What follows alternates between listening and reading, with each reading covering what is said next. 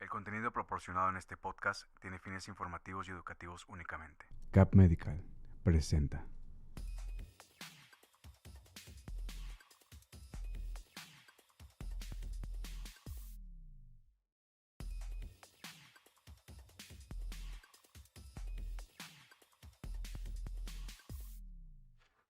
¿Cómo están? Buenas tardes.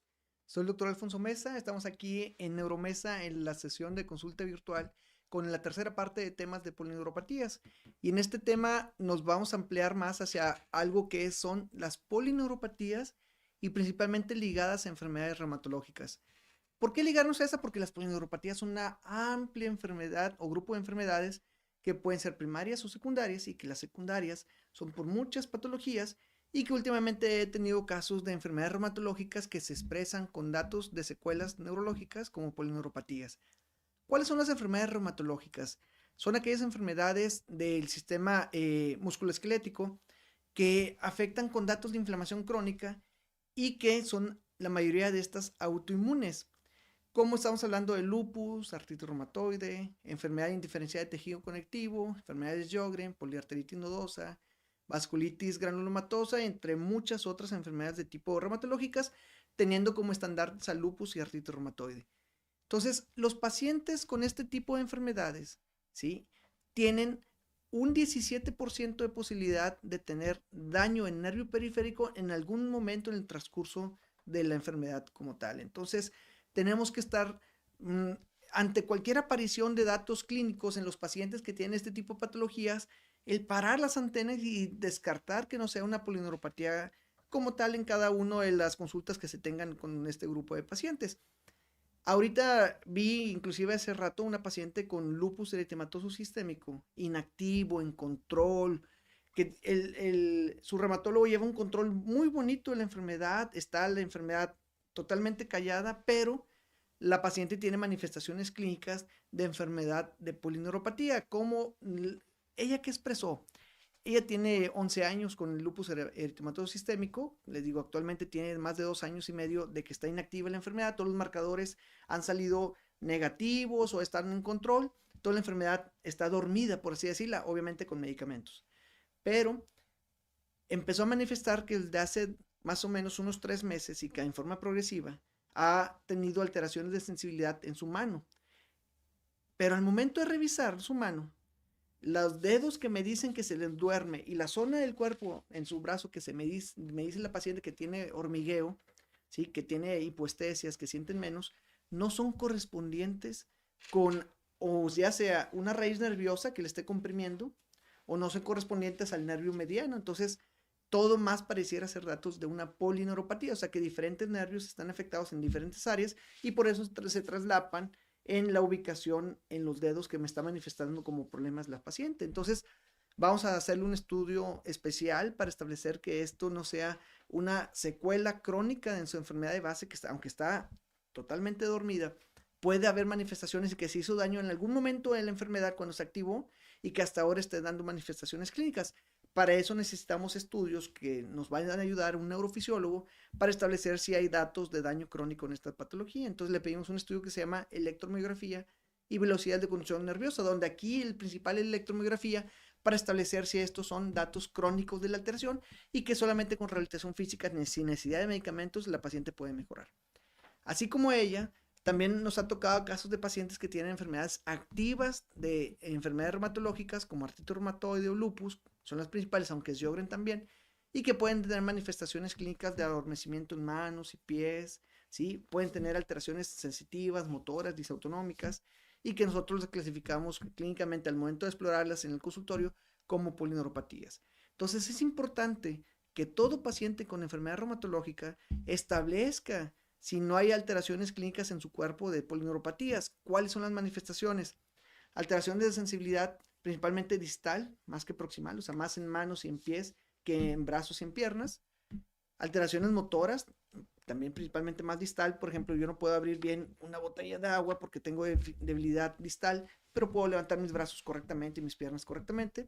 Y o alteraciones disautonómicas, donde el paciente tiene taquicardias, bradicardias demostradas con un estudio que nos diga que tiene aumento en la frecuencia cardíaca y luego disminución en la frecuencia cardíaca, o que tiene alteraciones de la sudoración, que tiene alteraciones de resequedad en partes de la piel, o que tienen problemas de incontinencia urinaria o fecal. Y estos son datos que nos indican a nosotros que puede tener daño nervio periférico y ligado a una enfermedad que puede estar activa, reumatológica, el nosotros controlar al paciente junto con el reumatólogo, porque es un trabajo en equipo, para llevar un control adecuado de todos los síntomas del paciente, que esto no se agrave a futuro, ¿verdad? Y que no tenga otras manifestaciones que pueden dejar secuelas en forma definitiva con los pacientes. Obviamente esto a largo plazo, ¿verdad? No va a asustar a todos los pacientes y decirles que va a quedar con secuelas, no, no, para nada. Que podemos controlarlo a tiempo para evitar esto a largo plazo. Por otro lado, cada una de las patologías reumatológicas tienen más o menos la principal forma de manifestación clínica en una neuropatía periférica. Por ejemplo, hay una enfermedad que se llama poliarteritis nodosa, que no es común, pero que si está presente siempre hay que descartar porque en el 25% de los pacientes pueden tener una complicación que se llama mononeuritis múltiple. ¿Qué es esto? Que le puede dar daño de un nervio periférico en toda su rama y extensión establecida de un lado y del otro, en la otra parte del cuerpo, también tener las mismas características. Por ejemplo, tener lesiones del nervio mediano a un lado, tener lesiones del nervio cubital del otro, tener lesiones del nervio tibial en una pierna y tener lesiones del nervio peroneo en otra pierna. Entonces, tiene distintos nervios que están afectados. Nosotros clínicamente lo establecemos, lo confirmamos con estudios de electromiografía y velocidad de conducción nerviosa y podemos llegar al diagnóstico. Entonces, cuando escuchamos poliarteritis nodosa, siempre sospechar una mononeuritis múltiple si el paciente manifiesta datos clínicos de sensibilidad o de alteraciones de la fuerza muscular en los nervios periféricos. Pero, por ejemplo, si se tiene lupus, se sospecha más en una polineuropatía crónica inflamatoria, ¿sí? Para descartar que no tenga una complicación del mismo, donde el tratamiento específico para pacientes que tienen este tipo de complicaciones va a variar un poco con el tratamiento que dan de la enfermedad inicial o la enfermedad reumatológica de base, porque se agregan algunos otros medicamentos, los cuales nosotros podemos controlar las complicaciones neurológicas de enfermedades sistémicas reumatológicas como tal. Por otra parte, también tenemos enfermedades de tipo autoinmunes que no son específicamente reumatológicas y que nosotros podemos establecer el diagnóstico haciendo estudios complementarios aparte de electromiografía y velocidad de conducción nerviosa en los pacientes, como puede ser la punción lumbar o estudios de sangre donde nos demuestran que hay datos de inflamación crónica como la proteína C reactiva, la velocidad de sedimentación globular o algunos otros datos de enfermedades que son dadas por algunas infecciones crónicas y que dejaron como secuelas estas, como hepatitis B, hepatitis C. Acabo de tener también otro caso, una paciente que llegó con alteraciones de la marcha, no movía muy bien las piernitas, no movía bien un brazo del lado izquierdo, fue lentamente progresiva, no tenía ningún antecedente de importancia, le hicimos estudios y todos los estudios reumatológicos salieron negativos, pero tenía datos clínicos de alguna enfermedad reumatológica porque tenía artritis, realmente las articulaciones están inflamadas en codos y en la pierna del lado izquierdo, y nosotros seguimos sospechando que podía tener algo entonces autoinmune. Se le pidió junto con reumatología estudios para complementar y ampliar la búsqueda de las posibles causas, ya un poco más raras, y salió positiva para hepatitis C. Y la hepatitis C le pedimos un estudio especial que se llaman crioglobulinas y salió positiva. Entonces la paciente tenía una complicación de una hepatitis C, una enfermedad de tipo autoinmune causada posinfecciosa o posterior a una infección y que dio una enfermedad que se llama crioglobulinemia mixta tipo 2 y que esta al momento de tener la hepatitis C, se controla la enfermedad de base, que es la hepatitis C, controlamos la enfermedad autoinmune y damos también tratamiento para las neuropatías de base. Entonces los pacientes pueden mejorar clínicamente con un control adecuado a largo plazo, estando específicamente en el control al momento de buscar los datos clínicos, confirmarlos con los estudios neurofisiológicos e iniciar el tratamiento para evitar que haya secuelas a largo plazo con los pacientes. Por otro lado, cuando nosotros tenemos al revés, hay pacientes que nosotros tenemos datos clínicos de una polineuropatía. Si nos llegan a la consulta, doctor, como me llegó hace 2 semanas una paciente, joven, 31 años, ¿sabe qué, doctor? Mis manos se me empiezan a dormir, ya me hicieron estudios, ya venía con estudios la paciente, es una paciente foránea, y me decía, es que a mí se me empezaron a dormir hace como 6 meses la punta de los dedos de las manos, todos los dedos, y ahora también se me agregaron las puntas de los dedos de los pies, pero también sentí que la parte interna de mi pierna del lado derecho también la siento dormida, o sea, tenía una hipoestesia. Entonces nosotros, ¿qué puede dar alteraciones de sensibilidad de manos y pies? Polineuropatía. Empezamos a estudiar como una polineuropatía como tal, le pedimos estudios tanto neurofisiológicos para tener la corroboración clínica del estudio que nos diga que es una polineuropatía, qué subtipo es, y aparte nosotros hicimos estudios de laboratorio, de todo el tipo de estudios de laboratorio, donde vemos que es una enfermedad reumatológica lo que está teniendo la paciente. Entonces, ya que me llegó con los estudios de laboratorio, me llegó con unos anticuerpos para algo que se llaman anticuerpos antinucleares positivos, con un patrón que nosotros vemos qué tipo de tinción verde da en esas células que nosotros le mandamos a hacer los estudios al paciente, y traía un patrón moteado fino muy alto en la cantidad de titulaciones de anticuerpos. Ya le pedimos estudios, ahora sí, junto con una reumatóloga, ¿sí? Nos hicimos mancuerna para hacer un estudio, y me acaban de decir que es una paciente que salió positivo para sospechas de lupus eritematoso sistémico, y que es una forma de presentación clínica inicial con los pacientes que pueden tener enfermedades reumatológicas de base. Entonces, hay ocasiones que se manifiestan primero como una neuropatía periférica y que después ya sale el diagnóstico como tal en cada uno de los pacientes. En base a eso, habíamos comentado, porque me habían también dado algunas preguntas en redes sociales, y me preguntaba una paciente: doctor, entonces yo tengo enfermedad reumatológica, ¿tengo que hacer algún estudio o algo de control cuando tenemos nosotros artritis reumatoide o alguna otra enfermedad reumatológica? La respuesta es que todavía no. No tenemos un estudio de escrutinio como en otras enfermedades, como por ejemplo en diabetes mellitus, que hay que hacer la prueba de diapasón para establecer primero alteración de sensibilidad, para dar datos iniciales de neuropatía periférica. En reumatología no es así, porque no sabemos, ¿sí?, si los datos reumatológicos solamente pueden inicialmente dar algunos pequeños datos y no dar datos clínicos importantes, o que las mismas pruebas estén alteradas por los mismos datos reumatológicos en el paciente y que no sea una neuropatía como tal, porque la posibilidad de que en pacientes con enfermedad reumatológica tengan alteraciones de vibración, y que pueden ser por otras cosas, como pueden ser el que tengan alteraciones a nivel de las articulaciones donde estamos haciendo nosotros el estudio, puede estar inflamadas y no transmitan correctamente los datos del diapasón de la vibración como tal. Entonces, ahí sí puede haber falsos negativos si no es un estudio de escrutinio. Entonces, es difícil.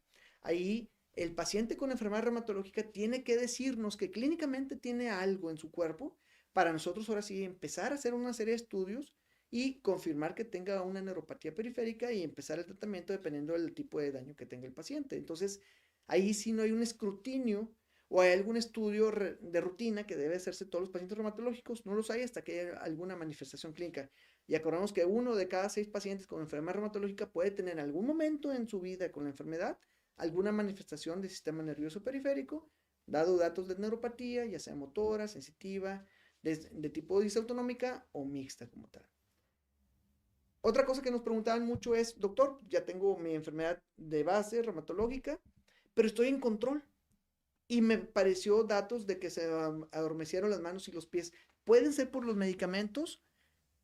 Si la alteración fue inicialmente y rápidamente dada por algunos usos de medicamentos inmunosupresores, pues sí pueden ser por los medicamentos. Pero si ya estás en control, el medicamento se te ha dado por mucho tiempo y empezaron a aparecer apenas los datos neurológicos de neuropatía periférica, pues no.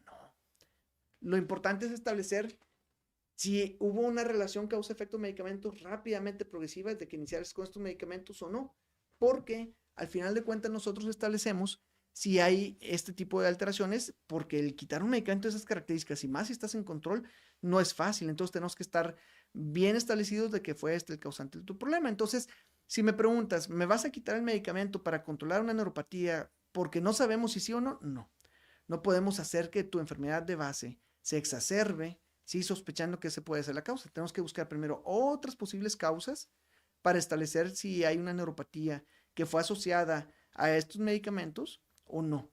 Entonces los medicamentos se tienen que seguir hasta no establecer y ser como última elección después de haber descartado muchas patologías como posible causa y decirte, ¿sabes qué? Sí, los medicamentos están haciendo daño. La mayoría de las veces no es así y puede ser una manifestación de tu enfermedad reumatológica de base o algún otro tipo de daño. Por ejemplo, hay muchos pacientes que están utilizando esteroides. Los esteroides pues son buenos porque me controlan muy bien la inflamación y el control de la enfermedad de base de la enfermedad reumatológica, pero también pueden dar un arma de dos filos y darte, en este caso, hiperglicemias, hacer una diabetes mellitus secundaria al uso crónico de esteroides y que con esto conlleve una neuropatía diabética. Me dicen, doctor, entonces, ¿Hay que quitar los esteroides? No, no. ¿Por qué? Porque es más grave tu enfermedad reumatológica de base. Entonces, para eso necesitamos estar un conjunto, hacer un equipo entre el reumatólogo que tú tienes de control y ahora el neurólogo que te va a hacer el estudio, diagnóstico y tratamiento, poniéndose en completo control junto con tu reumatólogo para que entre los dos lleven esa complicación neurológica de base en sus manos y puedan tener mejor tratamiento, evitando lo más posible que tu enfermedad de base se exacerbe. ¿Por qué? Porque puede ser muy grave, porque no solamente puede afectar también el nervio periférico, sino otras partes de tu cuerpo, y no es tan fácil quitar medicamentos reumatológicos nada más porque sí. Entonces, tener mucho cuidado con eso. Y la pregunta inicial que me hiciste es, ¿quitar medicamentos? No. No, primero se tiene que hacer un equipo con el reumatólogo para saber si esto es beneficioso o no, y ese es el cajón de tu problema. Y la última pregunta que me hicieron de enfermedades reumatológicas en redes sociales es, bueno, me hicieron muchas, pero las englobamos en esta.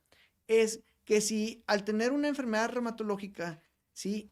¿El paciente siempre va a tener algo en sus nervios periféricos? No. Solamente 1 de cada 6 en lo que ha habido el reporte de literatura. O sea, 5 de cada 6 pacientes con alguna enfermedad reumatológica no van a tener expresiones de enfermedades en nervios periféricos. Dicen, es que muchas veces los pacientes refieren que tienen adormecimientos de manos y pies.